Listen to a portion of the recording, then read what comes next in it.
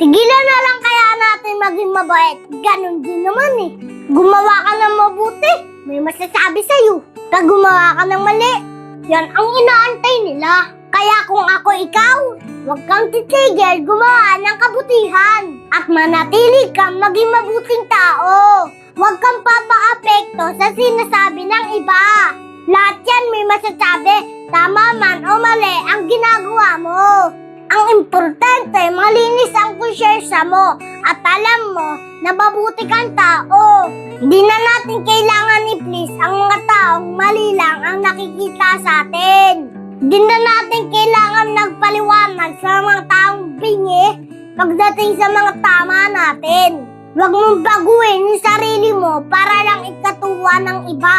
Mabuhay ka ng payapa at walang tinatapakan na tao. May pananalig sa Diyos at marunong rumispeto.